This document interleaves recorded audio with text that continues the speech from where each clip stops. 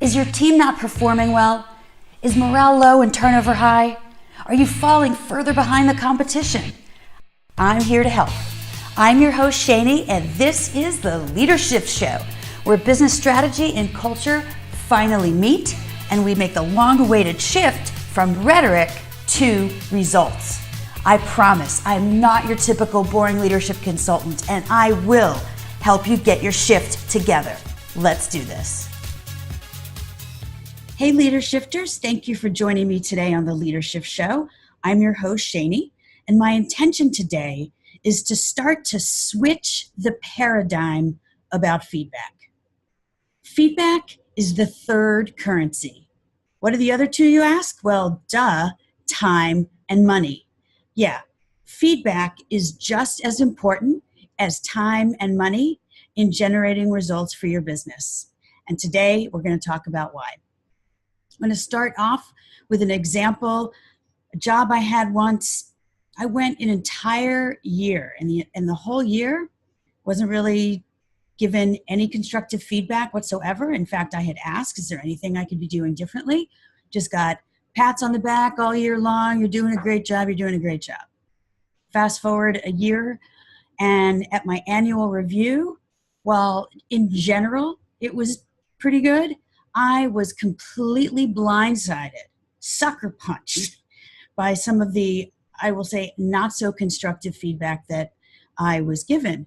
I mean, these were things I had never heard before. Hearing them for the very first time while in my annual performance review. Now that is some serious bullshit.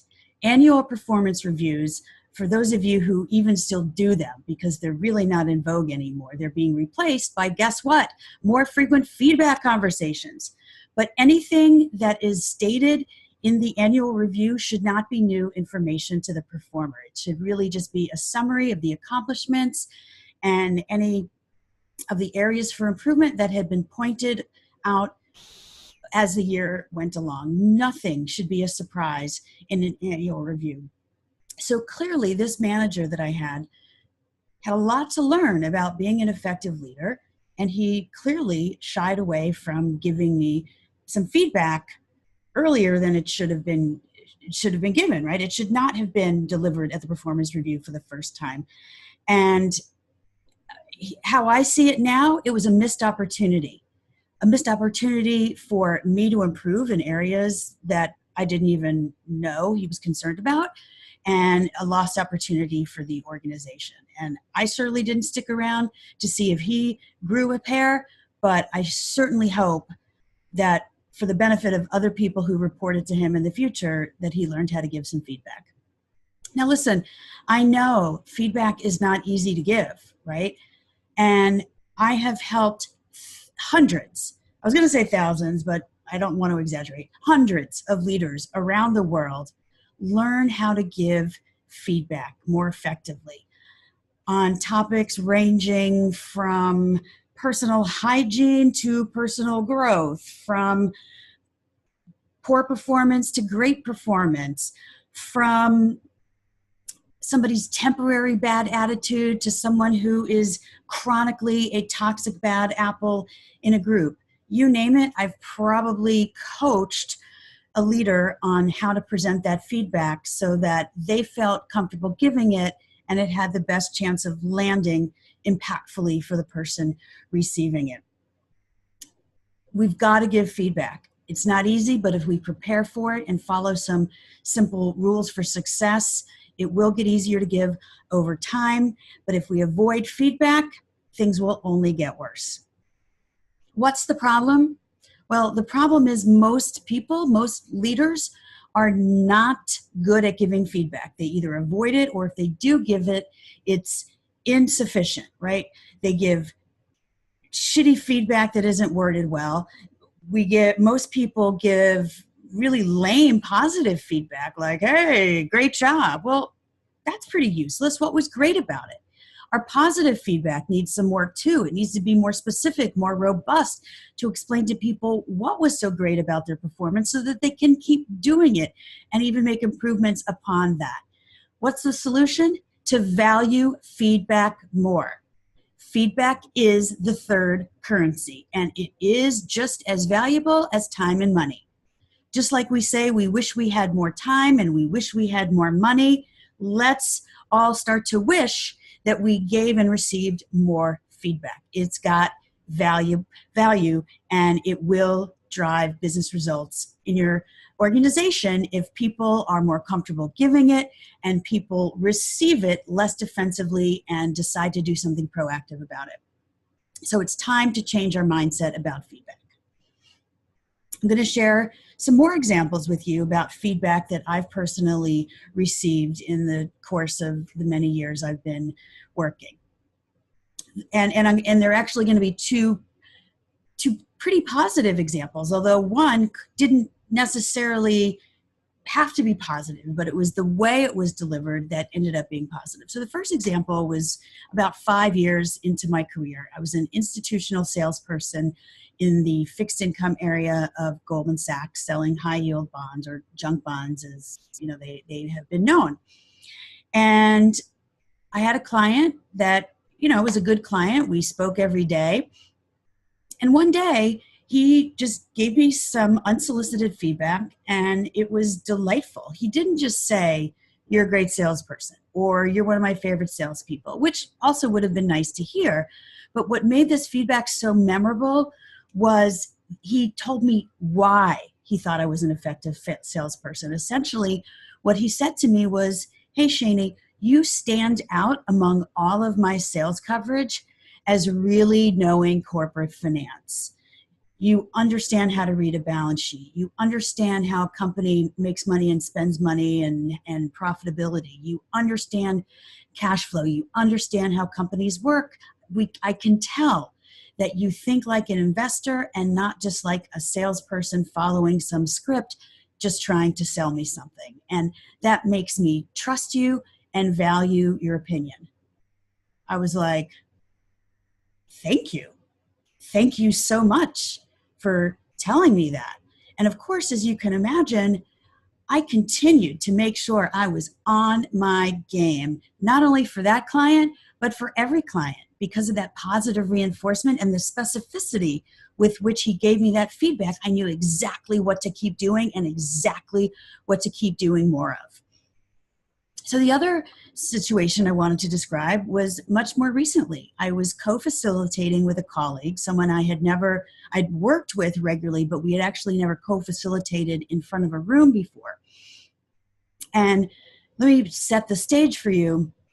It was a rather intimate workshop we were doing. There were maybe about 10 participants, and he and I were positioned in the front of what was generally a semicircle of the other participants. So he and I were kind of at the front of the circle, and the participants were in a semicircle around us. So it was very casual atmosphere. We weren't standing up in front of the room, by a speaking podium, and we weren't mic'd up or anything like that. It was much more casual and chill kind of a workshop.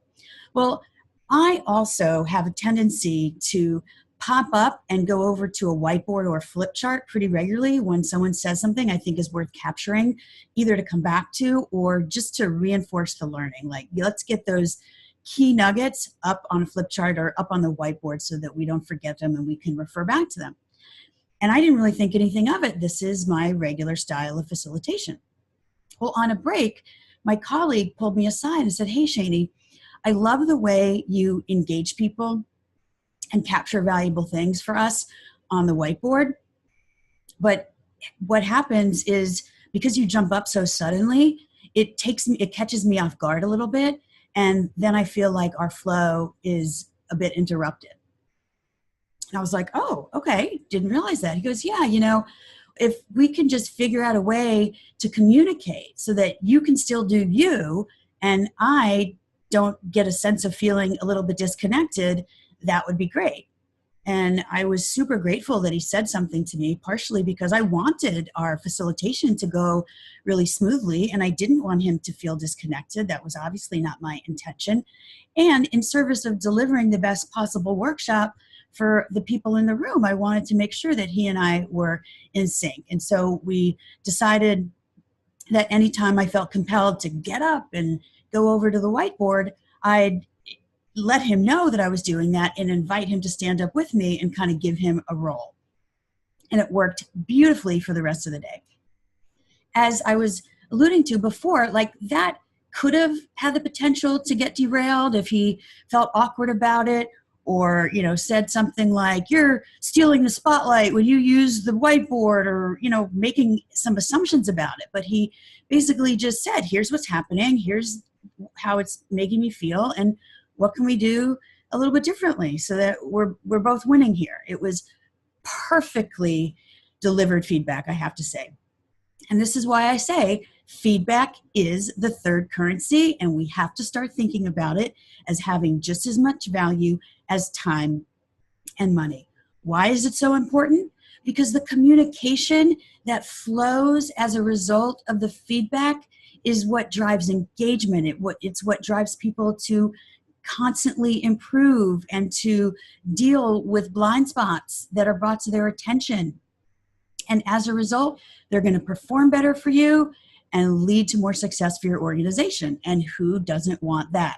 Feedback is the third currency. You heard it here first, okay? Now, I know what you're thinking. I already know how to give feedback. I do the feedback sandwich. Yeah. You know, what I do is I give the person a compliment, and then I slide into constructive feedback, and then I say something else positive. Well, no, just no. Stop the feedback sandwich. It might make you feel better delivering the feedback because you've kind of slid it in between the two buns of positive bullshit, but it is not effective for the recipient of the feedback, okay? It is not a great tool for delivering feedback, either positive or negative, for a lot of different reasons. You may also be thinking, I don't have time to give feedback, or it makes me uncomfortable, or makes the other person uncomfortable, or, you know, I don't know. I want people to like me, and so I'm afraid to give feedback, or whatever. I hear every excuse in the world for why people don't give feedback. Well, here's the deal. We don't give feedback to make ourselves feel good or to make ourselves comfortable. We give feedback to help people improve.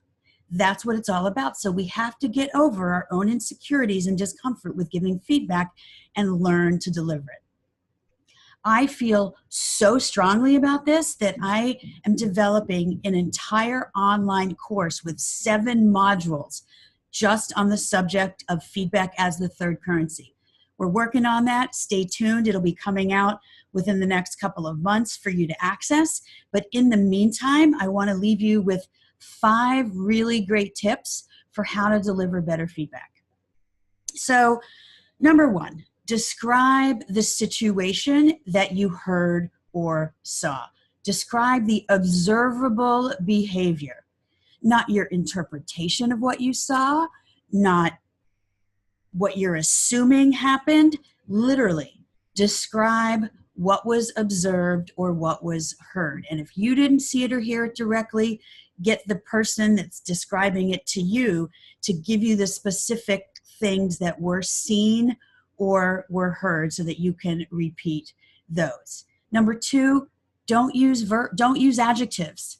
You just use verbs to describe those actionable behaviors. Once we start using adjectives, we get into labels and judgments and assumptions, and people start to feel bad. So let me pause with these first 2 and just kick off an example that's going to showcase this. So, and this again is this is feedback that was actually given to me. One of my colleagues pulled me aside, or actually called me on the phone, and said, hey, listen, on the last few team video conference calls, I noticed that your video was turned off and that you were on mute unless you were speaking. Okay, so she described the observable behavior, used verbs, no adjectives. Nowhere in there did she say anything like, you weren't paying attention, or I know you were multitasking, right? No assumptions, no judgments, no interpretations, just what she observed, that I wasn't on video, absolutely true, and that I was on mute unless I was speaking, also absolutely true. I could not debate those things because those were things that people had observed. Number 3, describe the impact that the behavior you saw or heard about had on you or the team or the client or the organization or whoever was affected by the behavior that you are describing. So again, for example, this is what my colleague then said to me. So speaking for myself, it made me a little bit distracted, kind of wondering where you were and what you were doing. And for people on the team, what struck me is they were potentially missing out on some of your great insights that I know you normally offer on these calls when you are fully engaged and you're on video and you can see people and they can see you. Now, I don't want to make any assumptions about what you were or weren't doing, so let me just check in with you. Like, what's your perspective? What's going on for you? And then she gave me the opportunity to tell her what was going on. You know, maybe I hadn't done my hair and I didn't want to be on video, or maybe I really was multitasking. And in some cases, guilty as charged. And what this feedback reminded me of was, I don't want to be disrespectful to my colleagues. And nobody called me disrespectful in the feedback. It occurred to me from hearing it, wow, I can see how me not being on video and being fully engaged might come off as disrespectful. Not my intention.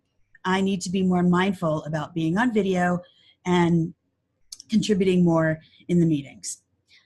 Number 4, turn the feedback conversation into a feed-forward conversation. That's how it should progress and ultimately end, because feedback that's just based in the past behavior isn't particularly useful. What is useful is the feed-forward conversation about what's next. Now that this feedback has been articulated, now that these things have been brought to light, excuse me, what now? What do you want to do differently in service of more success? Excuse me, I definitely need a drink of water right now.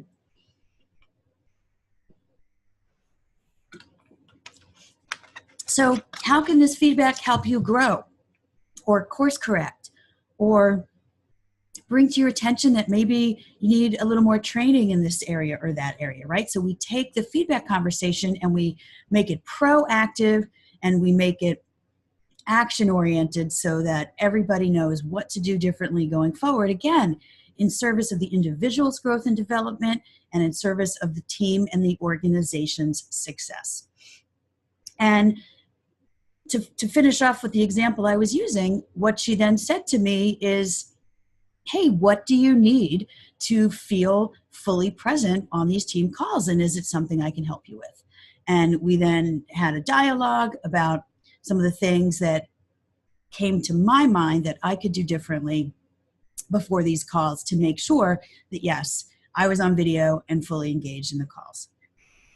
Tip number 5, which you saw demonstrated in that example, is that feedback should be a conversation. Shouldn't be just you telling the other person, here's my opinion, here's what you did, here's what you need to do in the future, right? No, it's a dialogue. It's a conversation. You ask questions to get the other person's perspective.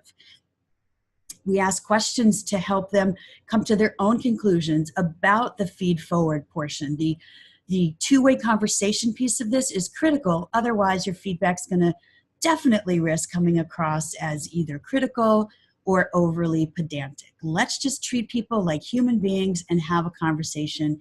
And that, in and of itself, will make the feedback feel like it'll make the environment feel, I would say, more safe. And psychological safety is the single most important aspect of a productive and impactful work environment. So let's recap. The 5 tips for more effective feedback. Number 1, describe the situation and the observable behavior. Number 2, use verbs, not adjectives. Number 3, what was the impact on the business? This is what keeps it from going down the personal rabbit hole. We describe the business impact that it had on you or the team or the client or whomever else was impacted by the behavior. Number 4, feedback should go along with feed forward. And number 5, ask questions and make it a conversation.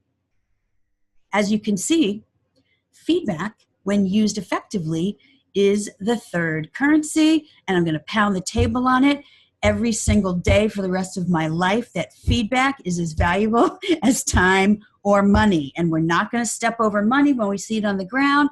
And if we can get more time back in our busy schedules, we'll never pass on that opportunity. So I urge you, I implore you, I beg you, don't pass up opportunities to give effective feedback or to receive feedback so that you do something with it. And that's that is one of the modules in the feedback course, is going to be about how to be a better recipient of feedback. Don't have time to go into it on the podcast today, so stay tuned for the full course on feedback as the third currency. Everybody has a right to have honest feedback about how they're doing, whether it's a specifically worded attaboy or attagirl pat on the back for something that you're doing well and we want to see you do more of, or whether it's constructive feedback on things that could be done differently. We all have a right to know how we can continuously improve. And remember, we don't give feedback to make people smile or to make them feel like shit. We give feedback to help everybody win. It's one of the critical elements to how we combine business strategy and culture, is to make feedback an ongoing, regular part of the culture. So much so that it's expected to be delivered and it's expected that you're going to receive it. We'll talk about Bridgewater Associates in the course, which is a company whose founder, Ray Dalio, is insistent. He is dogmatic about a culture of constant feedback. And if you work there, you know it, that it's an expectation that you're going to give it and get it all day long, every day. So thank you for joining me today on the Leadership Show. I'm your host, Shani, and my hope for you is that you, even with these 5 tips, can start to make feedback a more integral part of your culture, whether you run an entire organization or just a team. Let's get people more comfortable giving feedback, and of course, that starts with you. It takes practice. So go out there and give some feedback. Give some more detailed positive feedback. Give some constructive feedback that maybe you've been avoiding. It doesn't have to be perfect. But remember, if we don't give it, things just get worse. We need the practice to change anything. And the more you practice giving feedback, the better you'll become at it and the easier it will become for you. So again, thank you for joining me today. If you have any topics that you'd like to hear about or any guests you'd like to see featured on future Leadership shows, hit me up at hello@theleadershiftproject.com or make comments to any of our social media platforms. Thanks again.